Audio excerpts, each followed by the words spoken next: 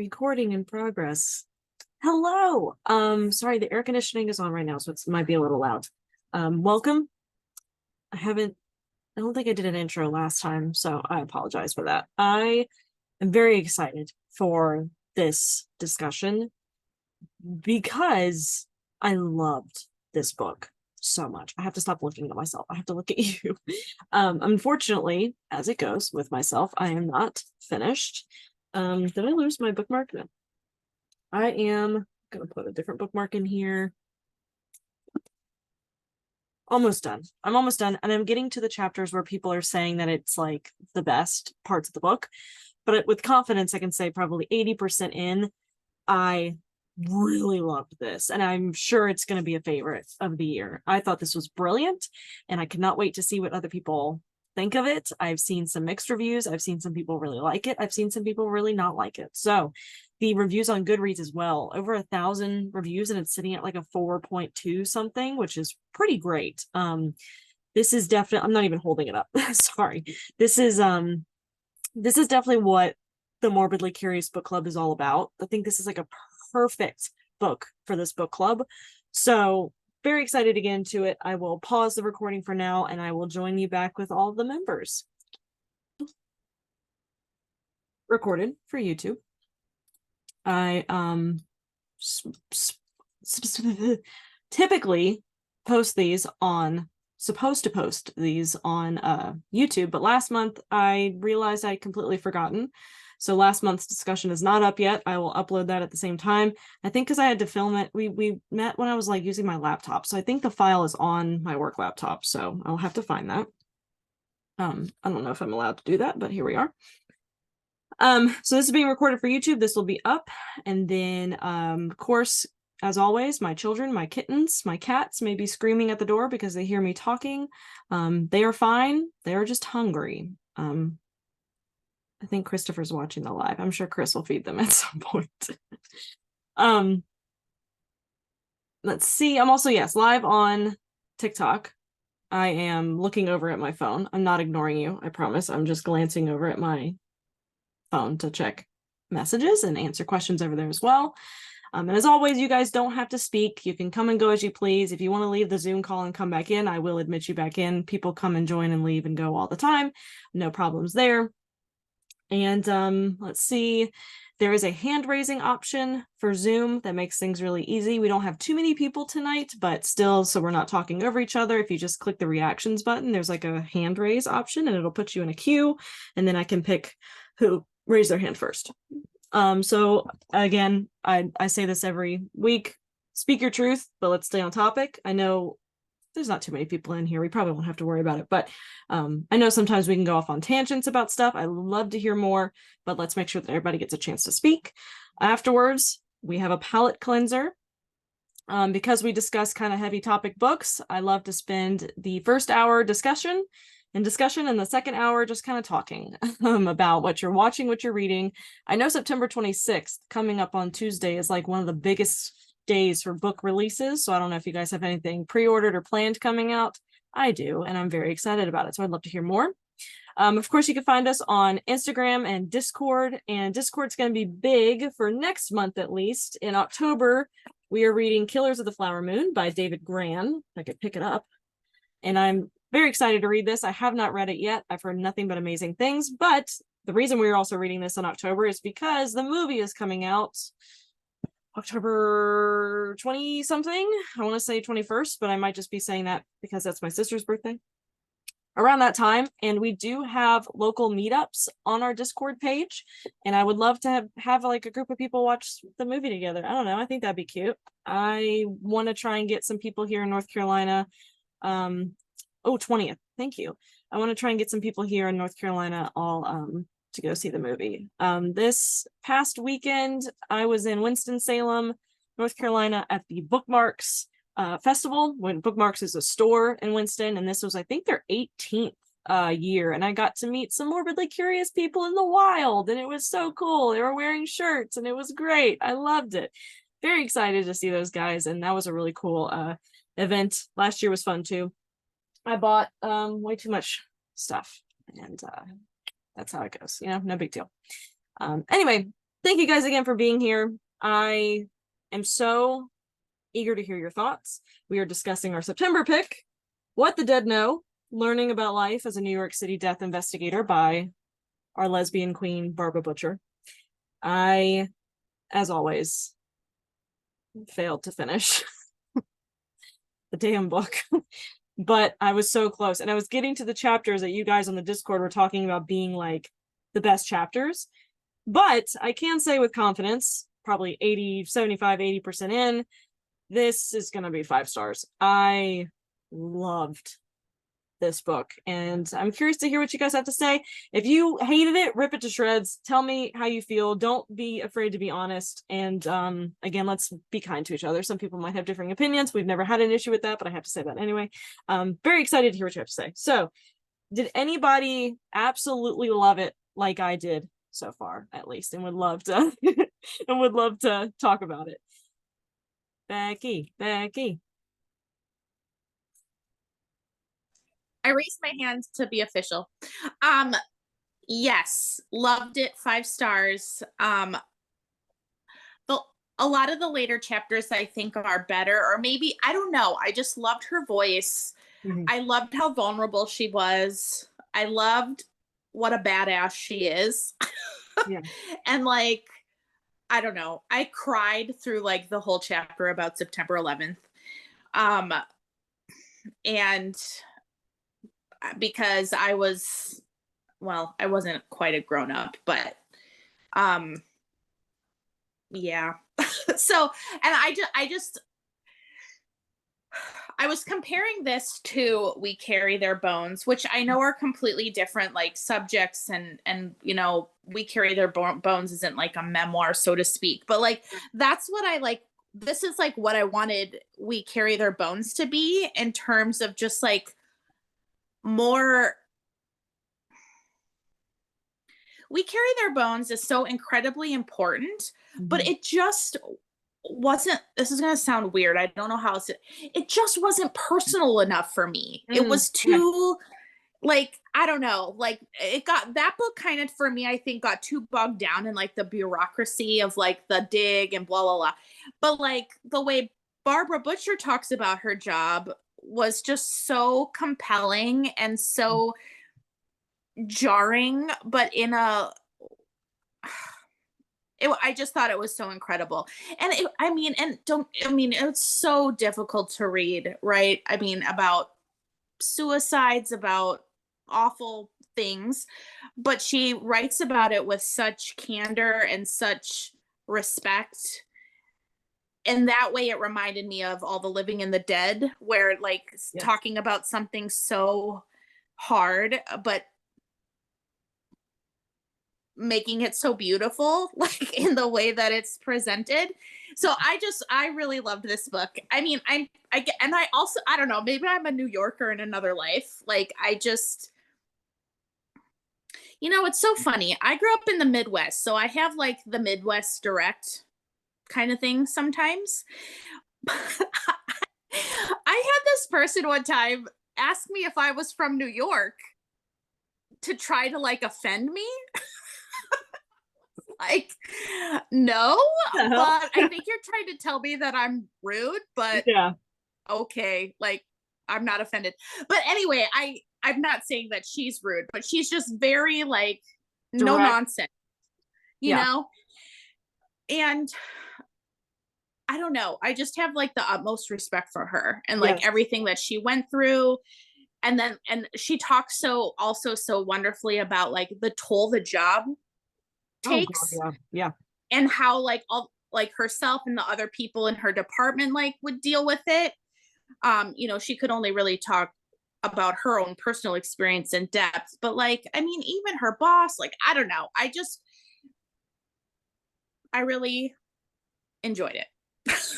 I did too. I think she had such a great voice for this, and it was so nice feeling somebody not only just fall headfirst and love their job, but find like a purpose in it. Yeah.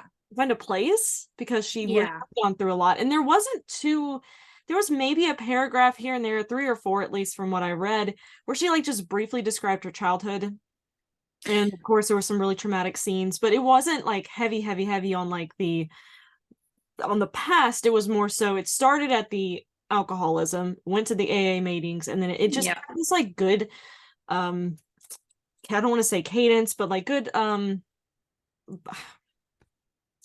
Yeah. groove to it. No. I get what you're saying. And I guess I don't want to spoil it a little bit, but I was so outraged when she was basically dismissed from her job. I was so upset about that. Was that because of the 9/11 artifact? No, something else? No, that pissed me off too. That was just like, really? Come on. But I just happened to stumble upon that on Google and I was like, ooh. It is politics, you're right. And I think you. that's why it made me so mad, because even in my job, I just work in corporate America, and that's the part of that I hate the most, is the politics part of it. And like, oh, someone's always got to take the fall and blow, like, I hate that shit. Yeah. And so it just really made me upset when that kind of happened to her, when she's clearly so amazing at her job. So somebody commented on anyway, TikTok that they were just trying to get rid of her. Yeah. So yeah, I'm not sure. I had not heard of this book, and so I'm not sure if I would have found my way to it without the book club. And so I'm just really happy that I read it, because I really enjoyed it. And then, like I said, even I think I was like low-key crying through the whole like September 11th chapter. And even the whole like how like she just randomly decided to like, take an extra day off, or like, there are so many stories like that with September 11th, and people who should have been there who just randomly weren't, and blah blah blah. And so it's just, yeah, that stuff always gets me right in the feels. But anyway, I really loved it a lot. I bet. 5 stars. Oh, I'm so glad. It makes me so happy when people like the books, of course. And to your point too about a New Yorker, on page 135, I really loved. This is again one of those chapters where she briefly talked about her backstory, being born in the Park Slope section of Brooklyn. And then the next page, it says, New Yorkers know all about that invisible line about how it varies from person to person. We accept anxiety without explanation, fear without judgment. You'll never live on the 13th floor in New York. There's 12, then 14. Why tempt fate?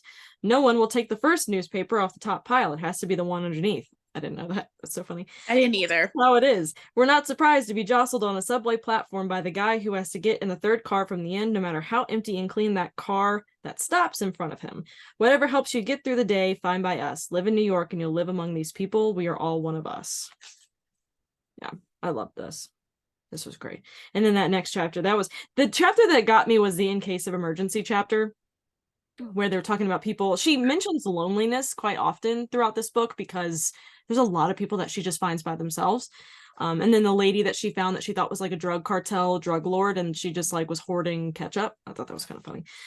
In case of emergency, notify. He had written 911. For some reason, that really bothered me. Didn't he have anyone? A friend from work, some guy he played cards with on a Wednesday? How did he end up like this? I could prevent plenty of things. I put batteries in my smoke detectors and avoided bad neighborhoods late at night, but I had no idea how to avoid dying alone like this, and it scared me. Every story changes over time, and I always came in at the end. Oh, I loved her writing so much. Anyway. Yeah. That got me too, because I'm a single person again, for the first time in a really long time. And yeah, that really got me too. Even though I have friends and stuff, but at the same time, like, we all die alone. Absolutely, yeah. Yeah. So sad. Anyway, yeah, it's sad but poignant, right? Like, yeah. So it's a lot to think on after reading this one. There's a lot to ponder.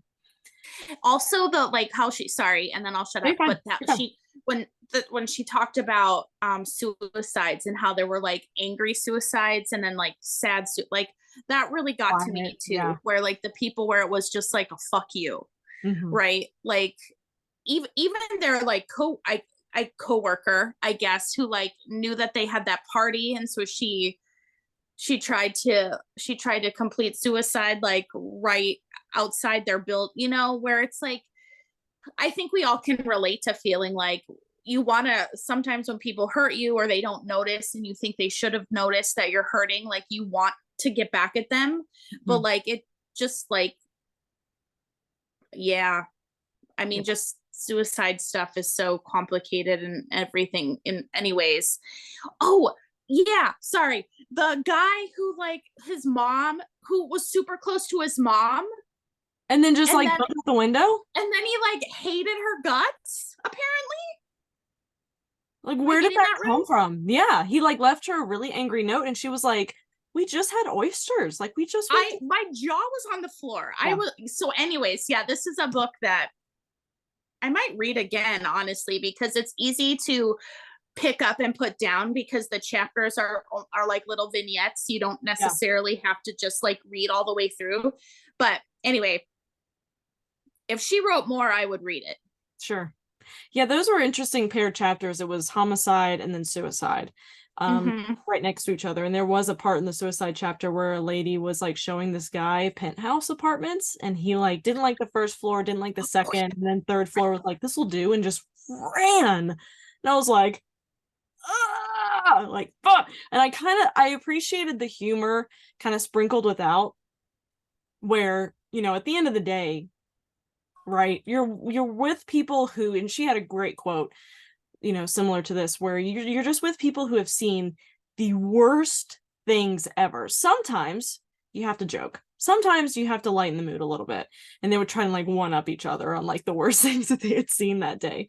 But yeah, that was a rough chapter, and then that leads right into the 9/11 chapter, which I'm literally 2 pages from the 9/11. I started reading it before the meeting started, where she said she slept in. She's like, I slept in on September 11th or something like that. I was like, oh, here we go. Anyway, I'm so glad you liked it, Becky. That makes me so happy. Christina, do we have a fixed car part? And did we like the book?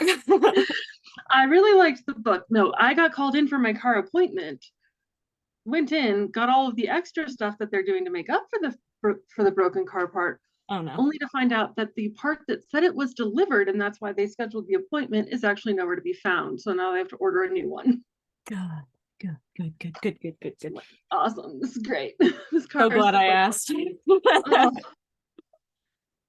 Awesome. Awesome. Awesome. Awesome. Yeah, that was fun. I was like, why did you bring me in? Yeah, thanks for wasting my time. We're reading What the Dead Know by Barbara Butcher, and we're having our discussion on Zoom. If you would like to join the book club, the link is in my bio. Okay, what do we think, Hi, Christine? TikTok. Yeah. Hey. Oh no, I really liked the book. I mean, I'm one of those people who, like, my therapist thinks I'm the best stand-up comedian in town. So that's obviously how I deal with all of those negative emotions. Yep. Yep. So I was like, hey, you're my kind of people. I like this. Precisely. But yeah, those last 3 chapters, I did not see them coming until 3 paragraphs before it started. And I'm like, I should have done the math. I should have been able to do the math on this. Right. But Can't yeah, wait to read it. Can't wait to get to it. I feel like if I had been smart enough to know it was coming, maybe it wouldn't have been a sucker punch, but then maybe it would have been, because when I was trying to explain to my husband why it made me so sad, I ended up crying just as much as I did when I was reading it. So I don't know. I think that's just that kind of core trauma. I was 14. It's like one of the most firm core memories I have of my childhood. Sure. So I'm like, okay, maybe that's just something that's always going to be like that for me. Did you I know you loved We Carry Their Bones. Did you like this more, you think, or less? I mean, it's completely different. Like We Carry Their Bones was like they're written by people in the different points in their lives. Like the one, like Erin is still actively working at the college. She's writing like a professor. Like, this is what we did. This is my research paper published in hardcover.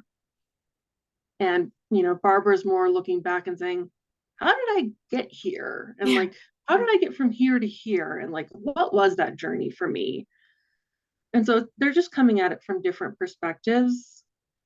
But it's always really interesting to just read anything about anybody who's dealing with these things. And I haven't actually read all the Living and the Dead yet, although it's in my pile of things that I'm going to be reading. So good. It's so good.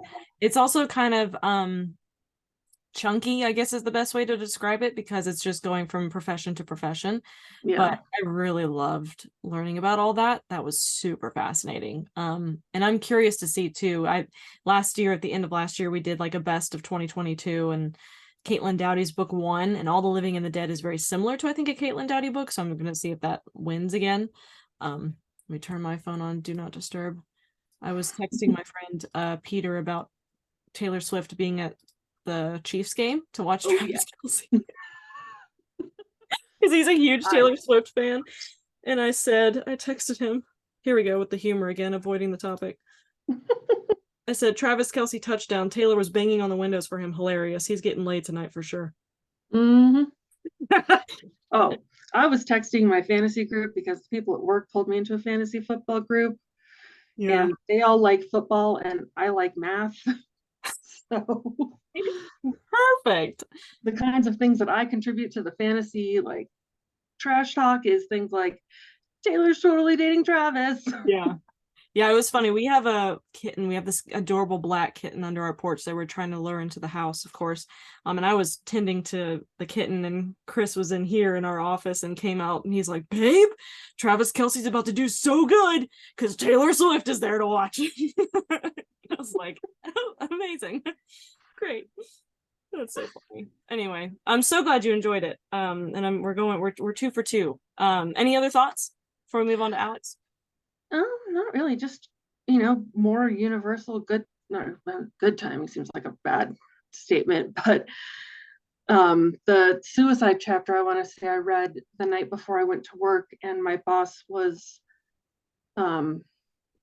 approached by our human resources department to help work on suicide prevention, like stuff for both our team members and our residents. Oh, wow. Because this is, I saw Becky in the chat saying, September, it's like everything's. Yeah.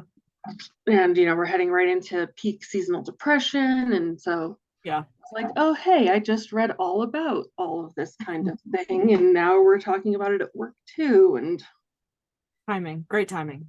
Yeah, I wouldn't necessarily think that working in sales and marketing and senior living, I would spend a lot of time in my day talking about suicide, but I did. Yeah, you wouldn't think. But you never know. Yeah, but no, very good book, even though every topic in it is depressing.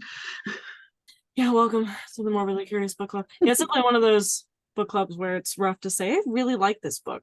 Yeah. Even though you can. But you're like, well, asterisks. Alex.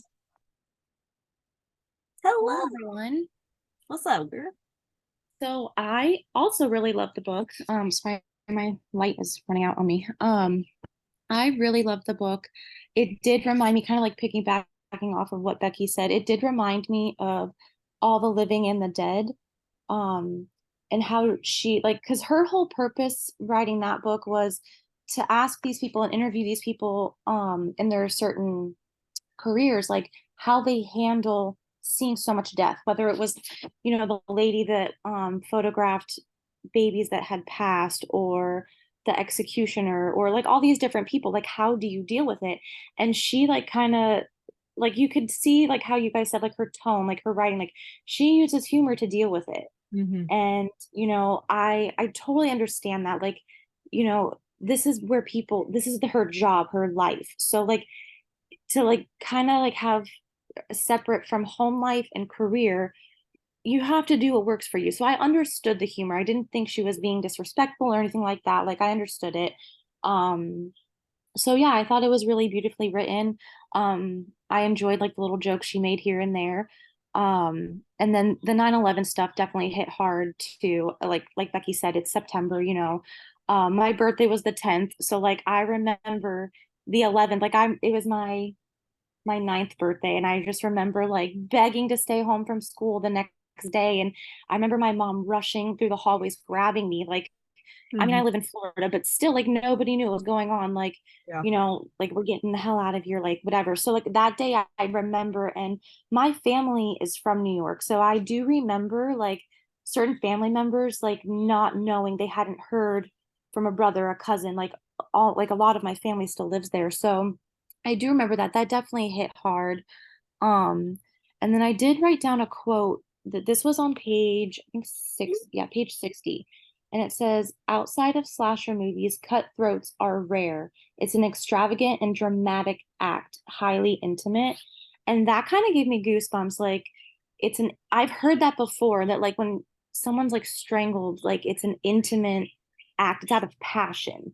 And it kind It of takes a while. reminded me of, yeah, like you have to be like, it just, it's like 4 minutes, which doesn't sound long in theory, but that's, I mean, to be doing that. That's a long time.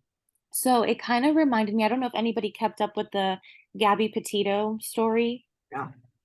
She lived only 30 minutes from me. My college roommate lived in the same town that she's from. So that was big news where I'm at. And that it just reminded me of that because he strangled her. And so yeah, like she saw a lot of stuff in her life. And it really made me sad that she had a hard time holding on to relationships and stuff. Like her partner didn't really understand, or she was like, my partner didn't want to hear anything about that. Like that would be so awful, like so awful. I couldn't even imagine coming home and like trying to decompress or tell someone and just be like, ugh, I don't want to hear about that. Yeah. Like could care less. So that was really heartbreaking. And you know, like just yeah, like I mean, I don't know how she I really don't know how she dealt with that. I think she's very strong, and I honestly like want to go and have a beer with her and just like pick her brain about everything. Like she sounds so cool, and it did make me kind of like heartbroken for her that she didn't have that support. Yeah.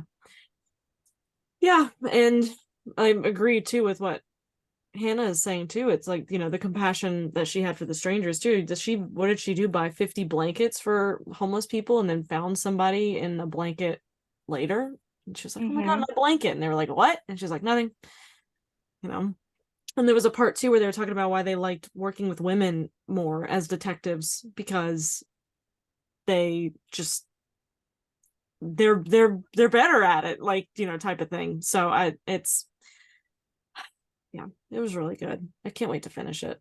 I promise I will, but I guarantee you it's going to be 5-star. Also, if you didn't like the book, I totally want to hear what you have to say. Do not feel like you're going to get judged at all for it. Like if you feel like you're going to get judged, go watch our Hell in the Heartland discussion.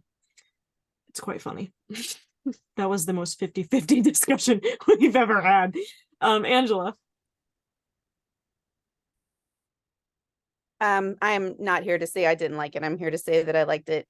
I'm really bad with names. I think it was Christina was talking about the tone of this book and how that the last one we were reading, We Carry Their Bones, was a little more like a report, like a paper. And that is exactly, like, she put into words what I was trying to say. So like, yes to that. This one, one of my big complaints about We Carry Their Bones was that it felt like she was bragging and it didn't feel genuine. And I had the exact opposite reaction for this one. She felt so genuine, and I had such like empathy for her and what she was going through. And I loved how descriptive she was. I loved the interjections of humor. I mean, that book was so gross at times, and I was like living for it. It was so great. Who doesn't love like a very descriptive gross book? That's why I'm in this club. So I was totally stoked for that part of it. So yeah, this is, since I've been in the club, my favorite book that we've read. I really, really liked this one. So yay. Yeah, I'm really glad that I was thinking about that too as I was reading. I'm glad that she wasn't afraid to go there at times and like really get descriptive with it. And I know that was probably not easy for her or the editor, but I was like, yes, get to the nitty gritty. Yes. So at the beginning of the Zoom calls, I when I start the meeting 10 or 5 minutes before, it immediately starts recording. So I do like a little introduction. And I was like, this is like the perfect Morbidly Curious book club book. Like, this is what this club was made for. Like, this is it. This is perfect. So I'm so glad you enjoyed it. I have texted my boyfriend 4 times now for him to bring me more wine, and he just has not heard. So 1 second, please. I'm parched. I know I shouldn't have wine when I'm parched, but I want wine. Where's the parch?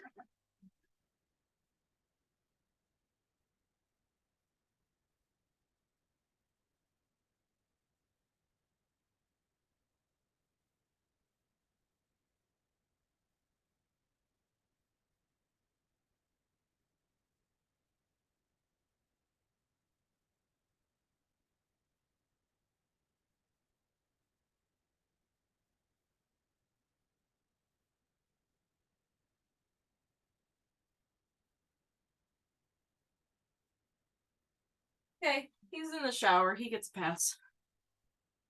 Anyway, carry on. Let's continue. Yes, Lex. I also really liked this book. Good. A lot better than some of the actual fiction I've been reading. But so like when I read these nonfiction books, I kind of break it up into like parts that I liked, I didn't like, and parts that I found like really interesting, or like quotes I found really interesting. And like one of the scariest parts about this book, I think, was when she said, in any other situation, I think she was talking about the 2 killers who slit the throats of those people. Oh yeah. And she's like, in any other situation, I really would have like found this guy charming or liked this guy. Yes. And that was like kind of like, I don't know, spooky, because you see so many people all the time. And you're like, who has the audacity or the, I don't know, just to do something like this in their private time? I don't know. I thought that was very scary. Yeah. I also liked her little like morbid facts she would throw, like sprinkle around in there, like the golf one, the chances like of you getting electrocuted by lightning, but when you go onto a golf course, they're way higher. Love that. Told my husband that one. Yeah, I texted literally when I was reading it. I was like, "Did you know?" Right. He golfs all the time. I thought the what she said about like the brain chemistry of like adrenaline junkies makes a lot of sense. Like how the dopamine, instead of creating what is it, cortisol, they create dopamine. Something like that. Like they actually like really, the thrill of it is not just like a term of phrase. It's literally like it could the be brain is addictive. like, yay. Right. And then like the lawyers being more likely to die from like erotic asphyxia. I'm so glad you wrote all these down, and because those little stats were so interesting to me. I was like writing them down. What is that about? Why the lawyers? I know. I don't know. I thought that was a very interesting part of the book. Yeah. And what I didn't like about the book though, and it was such a small thing, and I think someone said something about the Discord, like the propaganda, which I feel like as a woman in the 90s though, you kind of have to, the time frame, like you kind of have to like to have a smooth job suck up to them a little bit. Like, I don't know. Sure. Unfortunately. But I didn't like how she was always trying to like impress them. I guess I felt like it was very like, oh, I'm trying to fit in with the boys. I want to impress the boys. Yeah. Didn't love that. But besides I think I told Chris that part too, where she was like, I was the only girl in the elevator and I had to like fit in with the boys club. So she like backs up to one of them. I hope that's your gun. Oh, I hope that's your gun. And Chris thought that was funny too. You're right. But who knows? Like I wasn't in the workforce in the 90s, so who knows what kind of boys club that was and like living through that, you know? I mean, it seemed for the most part that they respected her. Right. I haven't read the last 20% or so that again could drastically change, but it seemed like for the most part they answered her questions. They liked what she did, you know. They seemed to like, at least what she wrote. She could have left some stuff out, but it seemed like she had a pretty good rapport with them. And I even noted that I'm like, I feel like you probably have, like, if your job is going hand in hand with the cops, you have to like maybe find a way to fan their egos so your job goes as smoothly as possible. I don't know. That was just my, I like those little morbid facts that she threw in there. Yeah. It was like 1 in 500. You have the chance of being struck by lightning is 1 in 5. 500,000, but when you hop on a golf course, it's 1 in 3,000. I know. I told my he was literally golfing that day. I was like, "You want to know something?" Somebody in the TikTok, I had to put my hands up because my Bucky shirt makes it so hard for me to read the comments. My spouse works with lawyers, and I found that believable, to be honest. That's so funny. Bibrian. Am I saying that right? Bibrarian. Bibrarian. No, I'm so glad. I'm so glad you like that, Lex. Oh my God. Katrina. Jesus Christ. It's all right. Blood that. I'm sorry. Thank you for joining us. Yeah, I quickly wanted to piggyback off good lord, off of what Lex was saying though, is she, to use current terms in a way, she gave me very pick me girl vibes with the whole boys thing of like wanting to fit in with them. But that isn't what like I loved the book. And I think I would change my rating from like a 7 to an 8 after like all the discussion. But what got me was it felt some chapters were very cohesive. Mm-hmm. And then like the next chapter was kind of like scatterbrained. Like it wasn't necessarily following one story. It was like it would be like broken up into a couple different scenarios that fell under all the same umbrella in a sense. But I kind of prefer to the chapters where they were like, what the chapter was a story that like happened with her, that she worked or whatever, compared to the ones that were multiple. But other than that, I felt like it was a really, like the storytelling was great. It felt very personable. Yeah. And I enjoyed whatever last month's book was. I can't remember the title now after we were just talking about it. We carry their bones. Yes. I enjoyed it with that storytelling too, but I do agree that this one did feel a lot more personable compared to that one, where it was like a research paper compared to like someone trying to tell a story. Yeah. 100%. I agree. It's not that I didn't like We Carry Their Bones, but this one was, when I think it was Becky, when you were describing at the beginning, saying like this is what I'm looking for when it comes to books that are written about your profession with a little bit of you in it, obviously, because it's your profession. And speaking of her storytelling, again, back to my so far favorite chapter, bisexual librarian. Oh, librarian. I get it now. I love that. That makes sense. Chapter 10, In Case of Emergency, is my favorite. Where she's discussing people calling her about the most crazy incidences, and somebody saying, "There's a dead fly on my windowsill. He wasn't there last night." And she's like, "Yeah, okay. Are you sure he's dead?" You know, like, and they go back and forth about how there's something in the house that's going to kill me if it killed the fly. And she says, you know, "You're an investigator. Get over here and investigate. Do your job." "Do you smell anything funny? I'm not in the house, you idiot." And then it goes through the chapter talking about people being lonely. And at the very end, she found a guy, a hoarder, who had just floppy disks upon floppy disks of child stuff. And she called them the collector. And at the very end of the chapter, "I went back to the office and wished, oh, how I wished that the fly lady from Queens would call back." And I just love how she like rounded out these chapters. I thought it was so good. Anyway, quick shout out to that part. You're so good at ending chapters. I know. I loved it. I really loved it. And I love how they like tied back to, because sometimes you look at the, you know, chapter title too, and you're just kind of like, what on earth is this about? Becky. I was just gonna say, I don't know. I'm a little bit older. I'm in my 40s, and I also am an engineer, so in a very male dominated field. And so so how she acted around the cops or coworkers or whatever, it bothered me, but not in like a ew way. I get it. Yeah. And I'm so happy to hear, this is going to sound a little trite, I don't mean it to, of like, hold on, baby, I'm talking, about like women coming up now that are just like, no, I don't have to do that shit. I don't have to do it.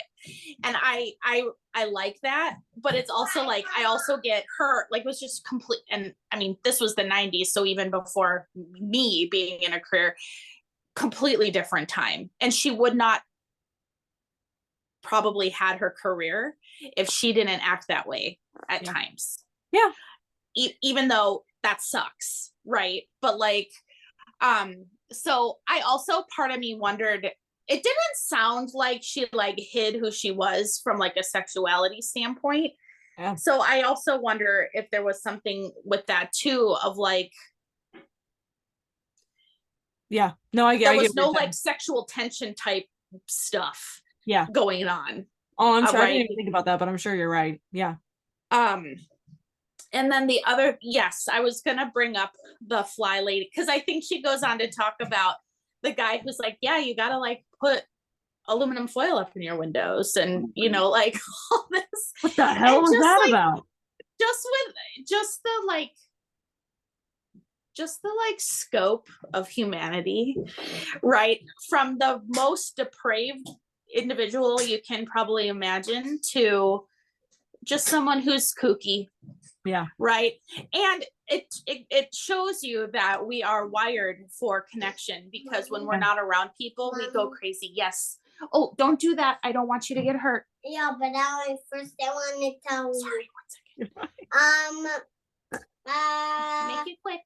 We accidentally broke the blue thing. I know. But you don't really mind because it's just a little. Yep, it's fine. Can you throw that away? Yeah. Well, I'm just gonna.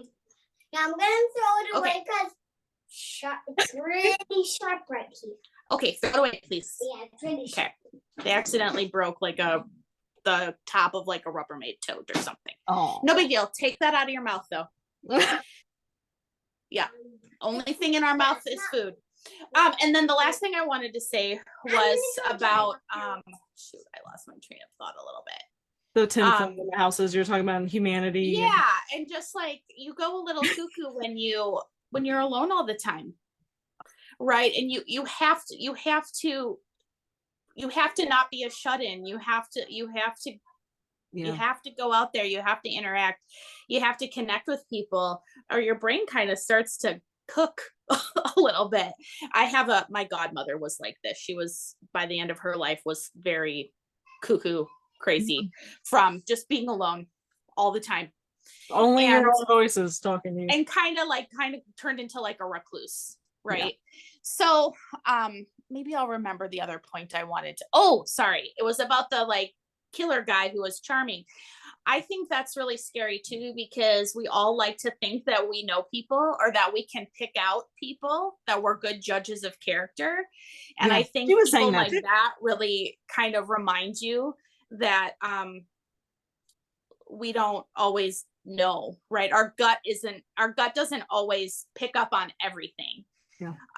And so that really freaked me out too, because like I say, I kind of pride myself on being able to like finger people, like, oh, I got your number. But then you meet someone like that and you're like, oh, I've been wrong before. I've been wrong before. I've been wrong again. And I think someone put in the chat, like something like, what, you're going to walk by how many serial killers in your life, or murderers at least, like 70 years or something like that, something like that. Three and I do remember the throat slitting thing, because I think they talk about that, like strangling and stabbing being like oftentimes are those are killings that are a lot more personal and have to do with rage, because you have to also be so close to the individual to kill someone that way. Like you can't disassociate or be disconnected from it, like with a gun or something. So anyway, I love this book. I'm so happy to talk to other people about it, because this is not the kind of book that any of my friends would read. So yeah, but it should be though. Like this is definitely, I think, one of the more approachable, morbidly curious books. Well, I think so too. And that's what I thought about All the Living and the Dead too, because honestly, like, I mean, talking about death is important. We're not going to get out of it. Yeah. And you have to you have to have your affairs in order. Oh my God, yeah. You know, and so remember everything I want to write down, or everything I want to say. Yeah, and so I'm you know, I get that it's yucky. Nobody wants to talk about the end, but I think we have to. Yeah. Who's gonna get the house? Who's gonna get the car? Who's gonna get my book collection? Who's gonna, just what are my wishes, right? Like, yeah. I don't want to be buried. I don't know. Don't do anything with church. Don't like, I want to be laid out in a field just for animals to graze. Which also the amount of rats in this book just eating people. Oh, well, New York. I mean, any big city. We just saw a rat out at Seattle Center the other night, my daughter and I. So the first thing I wrote down was tinfoil. I feel like I learned more about just humans in this book than I did some of the death stuff, because I'm like, yeah, livor mortis, I know what that is. Yeah, lividity, I know what it is. Like, sure. Through the motions, I'm like, yeah, whatever, I know what that is. Putting tinfoil in the windows, that one's new. And I love that a cop is the one who pretty much started all that. He's like, here's what you're gonna want to do. And then that just like snowballed from there. Charming. There was like a couple instances in this chapter where she was talking about having to go get DNA samples and like pubic hair samples and hair with follicles on the end, and like having to do that and be face to face with these people who did heinous crimes. And she would say, like, this guy doesn't give off any alarm bells, and that's scary. Because again, same, I've been wrong before. There one interesting part that we haven't talked about yet was there was one chapter where I think she talked about going to like really rich parts of town, and then some rougher parts of town where she was dealing with a lot of homeless, and she was dealing with like abandoned buildings where people had kind of set up camp. The one where there was a death in the house with like 22 family members that showed up, and she was like, I think the time of death was midnight, and they were like, oh my god, but somebody talked to him at 11, does that mean, or it was 11 and she was actually midnight, and she freaked out. She was like, how do I go, there's 22 people staring at me. Like, how do I like fix this? So I thought, I think too, in the way she handled the serial killer, let me write that down because serial killer, I have something to say about that. The serial killer on the stand and his attorney who was a jerk, his defense attorney who kept like grilling her about stuff. I think she just had like really good poise to her at times and like said some really good things. Serial killer too, I think it's interesting.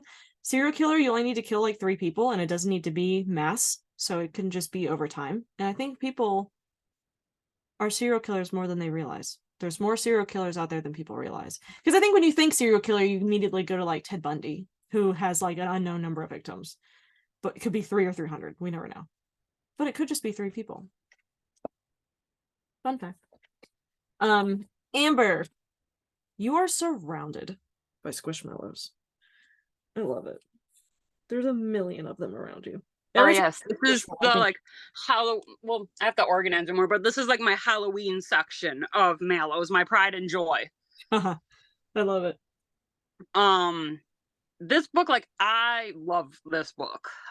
This is definitely, I think, in like my top 5 out of the books we've read since I've been a part of it. I think it's like number 3, because like we all know that Waiting for Neko is my number 1 and will always be my number 1 until like something tops it. Yeah. The amount, like I say every month, I'm like, the amount of people I've recommended that book to.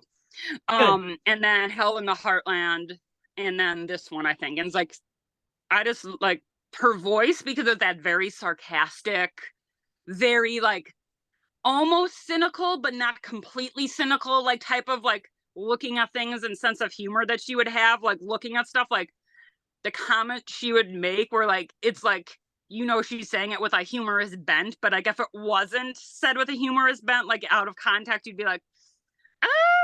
Yeah, right. Are you the only one in here that's in New York? Me? I don't know. I'm in Western New York. Anyway. But like, and I was like, I definitely could pick up on like the propaganda-y vibes to an extent, but like I did also enjoy that like she did still make very obvious acknowledgments about how like a lot of the investigation she's doing, that if it was a poor like Black or brown family, that nothing was gonna happen, that like these investigations she was doing, like with when she talks about the guy who was like who burned the couple girls alive and everything, like that one, like when she was talking about that, she's like, I know that like if this was a Park Ave girl with like a wealthy family, that this would like the headlines would be everywhere, all over the place, but because these are poor, like Black and brown girls that are from lower income families, that there's nothing. Yeah.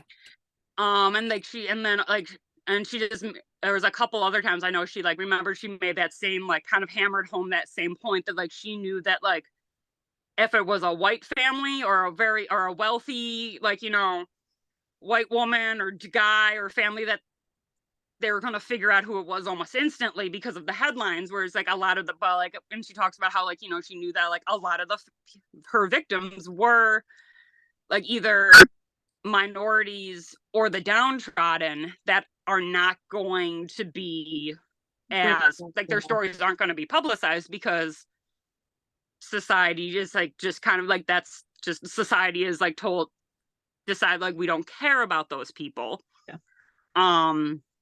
Type of thing. And so like I enjoy that, like even though like there was definitely that propaganda vibe, but I did like that like she still, which like, you know, most cops or like people that worked in law enforcement, I don't, at least in my experience, I don't think would make that obvious of a point to hammer home noticing and knowing and making sure like the class inequalities or race inequalities that come with her job are like being like making them like that, speaking out to being like, I know that this and this, whereas like, so like I enjoyed that she made sure she hammered home that point. And I think part of it is with her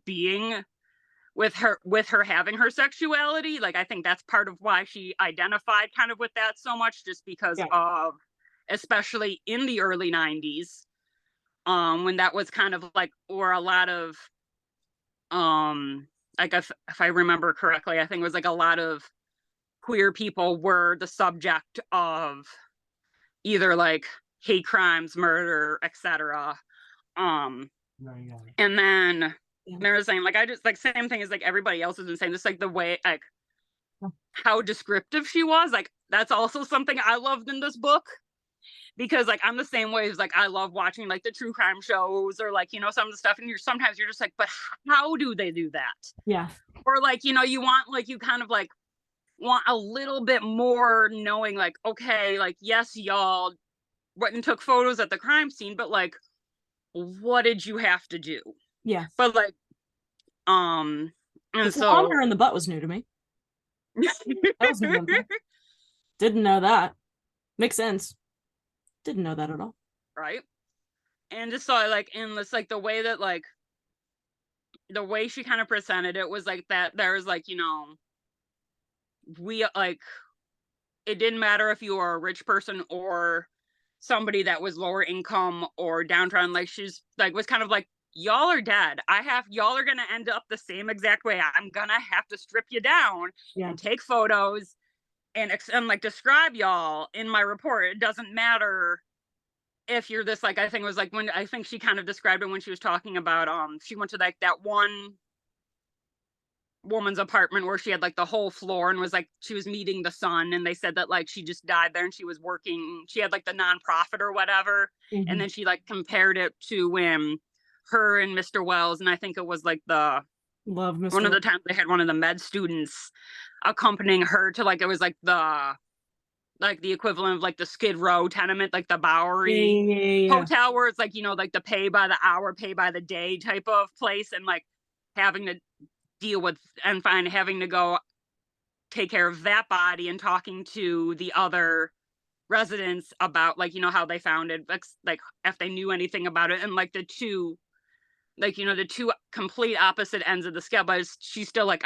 it doesn't change what I need to do with my job. Like, I don't care. It's like almost, she was like, and I think I don't care if you're rich or if you're poor, I still gotta, and I think that's kind of why I think she might have that, like, understand that inequality when it comes to like class and race as well, because for her, she's like, it doesn't matter what side of the scale you're on, you're still going to, the same exact thing is still going to happen to you in the end when it comes to me. Like, so I don't care as much about either side of it. One thing I really loved about that part, which was actually not, again, with the terminology we have in this book club, it's not a love. it's just, I thought this was super interesting when she found that guy in the pay by the hour place, or pay by the day. I think it was like $6 a day or something like that. Mm-hmm. She found the guy, and the only person that had talked to him was this other guy named Richard. Yes, that was his name. She went to that same place like a month later, and Richard wasn't there.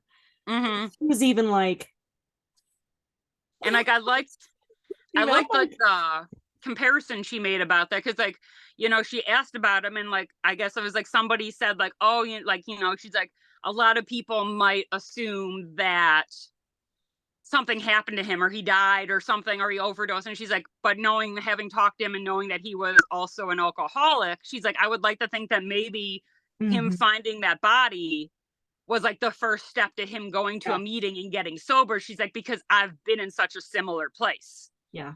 And I remember then, like, that was one of like the things that like sticks out to me, is like, remember her, like her having that mindset of it, and not just automatically assuming that because he wasn't there, that obviously he had to have overdosed and died because that's who he was. She's like, no, he could have decided to go to a meeting and get sober because of what happened. And so I was like that, like, even though like, you know, she is still like, you know, like we all know how a lot of times like just law enforcement people in general tend to treat especially homeless people or addicts that are on the street. And like she had like, because she had been an alcoholic and almost to that point, like I enjoyed that, like her mindset in a lot of these situations was like the complete opposite, I think, of what you would normally encounter, where she was like, no, like she had sympathy and empathy for a lot of these people because she could see part of herself so much in them, having had these same like with her struggles. And like I think she remember, like I think she said something about like, you know, almost being in one of those like, you know, $6 a day like places, like she was almost to that level at one point. But yeah, it was like, I think also, yeah, it's like when people were talking about like back in the early 90s, she had to have that kind of like, you know, almost like macho attitude to fit in, just because like, you know, that was way before we even like really had anything about like, you know, gender equality in the workplace, like we do now, or like anything of that nature. Is like, you're like, it's just, I remember like, you know, from like hearing other true crime like documentaries or podcasts that talk about in that similar time frame, that like it's very like hard for women to have gotten that type of job to begin with. Yeah, because it reminds me of like I think, what was it, when my mom, like, because like if you in like the 70s, my mom wanted to be an FBI agent. But like they told her like, you can be a secretary and have a desk job or nothing. Right. So like I was saying, so like when she started early 90s, and this for my mom was probably like early to mid 70s. So it's like 10-15 years later, like that kind of tracks, that like she felt like she had to do it. And I think also like when we were talking, I was like, because like she talks about how her dad was a cop. So I think she was just also that like, some of those like mentalities or like mindsets were just kind of, I think she was used to it from her dad also having been a cop. And so I think it was kind of like for her, like it might have been how she was just like kind of also used to acting with her dad, and it kind of transferred over to how she acted at work. That was an interesting part about her dad. She didn't really talk about him too much from what I remember. Yeah, but, it's like it was only mentioned a couple times, but I do remember her always, whenever she did mention her dad, she was also mentioning that he was a cop. Like there was never, I feel like, almost anything that was just about her dad as a person. It was always framed about her dad as a cop. Yeah. So I think that's weird. Kind of like is like kind of like also kind of like ties in with her feeling that she always had to fit in with the guys, or always having this like mentality of needing to prove herself to the men, because it makes me wonder if similar like feeling like she always had to prove herself to her dad, and like that nature. And so it, you know, just trauma and brain mindsets and everything transfers over to the job. But she didn't really talk like too much about it, which was interesting. But she mentioned her father like I can't remember where it was, but it was talking. I feel like it was in the top right hand corner, so that's like where I'm looking at. But it was her father's. Something about her dad saying it was like, I "Don't think hang like out with me anymore. Go do girl stuff." Oh yeah. But it was Something about like that. oh Her dad was like, "Go do girl stuff. You can't hang out with me anymore." yeah, it was like I think like chapter like 8 or 9. I could be wrong. Page 169. I almost set my book on fire just now. I knew the language, the right attitudes to take in the police world, thanks to my dad, who had been a cop back in the days when a child molester under arrest would accidentally fall down the stairs twice. I was also reading that accidentally. Not me. I was just listening intently. Thanks to my dad, who had been a cop back in the days when a child, horrible person, under arrest would accidentally fall down the stairs twice. He wasn't listening the second time either.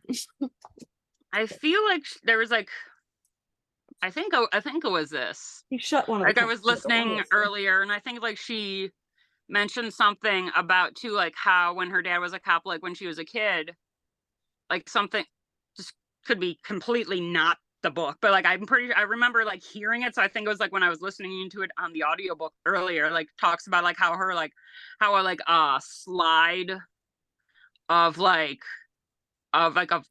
murder scene somehow like slipped into like the family photos, and so like and her siblings would always like go back to looking at it in this family photo album as well. And so I think like that was part of it too, is like, to just like part of it is like as well as like that was, so she was just kind of like always kind of, that was a thing for her like since she was like a kid. Yeah, I think that was meant, it was like I think it was the homicide chapter, if I'm remembering it correctly. I'm so glad you liked the book, first of all. Yeah. Second, I apologize, I'm stuffing my face with a cinnamon roll. No worries. But fuck, what was I gonna say? I got distracted by the cinnamon roll. Oh, it was Lex. I was making, you had your hand raised, and I was gonna say, what were you? Go ahead. Oh, I was gonna say that she also had some really pretty quotes, or I don't know, quotes that I thought were very human, or just very, I don't know, like one of them she wrote, and I thought of it because you brought up the fact of that one case where like 20 family members were there for that old man. And she wrote, "But if love alone could keep a person alive, this man would have lived forever." I was like, what a beautiful thing to say about this man who probably will never know that's something you said. But I just thought that was very sweet. She also wrote this one quote at the beginning, or she said this, it's a quote that I liked. "I have cosmic vertigo. I'm overwhelmed by the universe and I don't know where I fit in." I thought that was really pretty. She might have been quoting someone else, but I don't know. And then another part of the book that I thought was really just human was when she identified, I think, a kid from a woman who died in the World Trade Center. And she said she just like cried. She was alone. I got down on the floor holding her and rocking her like a child. And I just thought like how tragedy can kind of like break down barriers of like, oh, I don't know you, this is your lifestyle, you live somewhere else, or you're a stranger to me, but just how like death and tragedy can kind of break down those things. And at the end of the day, we're just like human and empathetic for someone who just like lost their baby or lost their kid, or I don't know. I just thought that was kind of the beautiful part of death, that it can kind of just bring us all to the same level of humanity. Like the only thing we have in common. All religions, all races, everything. It's the only thing that we all have like in common. One of the only things. We all die. So I find it so fascinating. It can bring together so many people because we have all experienced it in some way, shape, or form. I gotta read this 9/11 chapter, damn it. I keep forgetting my train of thought. You said something. I was gonna. Was it the part where like if love can keep someone alive? No, I think it was. That part made me emotional. Yeah. Son of a bitch. Never mind. I'll think of it here in a second. Did anybody else want to share their thoughts on the book? I'm assuming everybody liked it, which is fun. Unless, again, please do not be afraid to say you did not like the book. Amazing shirt, Alex. We do have merch, by the way, if you guys are interested. Rep. I'm not. I'm in a Bucky shirt. We love Bucky's. Love that. Well, been an hour. I'm gonna stop eating for a second. I'm like texting Chris, like, hey, can you bring me some wine? Can you bring me some wine? And he was in the shower, so he didn't see it. And he came in here and he was like, where's the wine? I was like, no, it's okay, I have it. But I texted you again, and my last text was, can you get me a cinnamon roll? And he didn't see it, so I was like, can you get me a cinnamon roll? Hey, please. Very grateful that you all are here. First of all, again, I say that every single meeting, but it truly means the world. And I'm so glad that you guys enjoyed the book. And I'm even more excited to discuss next month's pick, Killers of the Flower Moon. I believe I have the date set on our meetings tab. Yeah, so Sunday, October 29th, 7 p.m. Eastern time, like always. The meeting link is coming soon. I will be posting that. Still trying to think of what I was going to say. So I was going to talk about something from this book, but I can't remember. Hope I can get the audiobook for this pretty soon. I had it at one point, but then it got returned.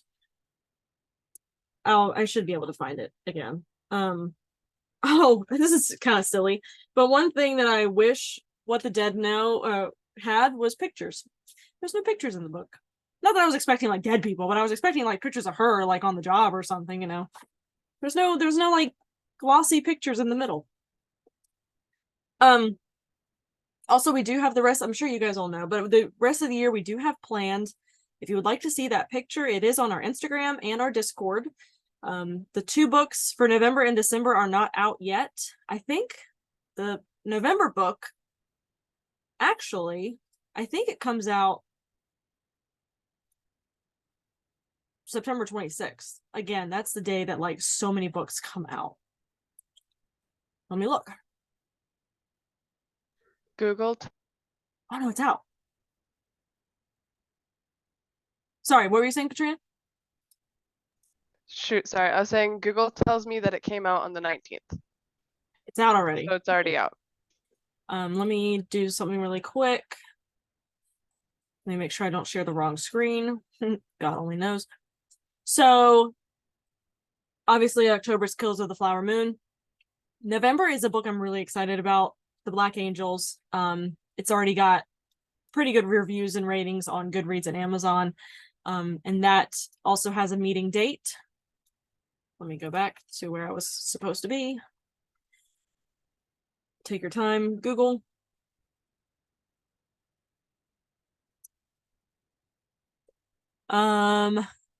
So yeah, this is the 29th. This is going to be the 26th.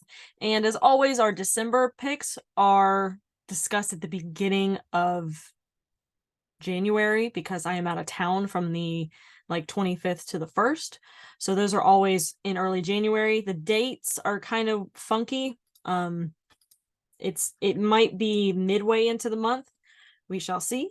But this is what we are reading for December, and I actually posted it on Instagram, and the author was very thankful for us picking her book. She responded to me, which was pretty cool. Very excited about this one as well, and I will pick a meeting date at some point for this. But now that Black Angels is out, I'm probably going to buy that this weekend. I thought it came out the 26th. Anyway, I'm going to stop the recording and we will get into the palette cleanser. So I'm going to hop off TikTok as well. Stay if you would like, and then you guys can all take your mics off of mute and we can just chat.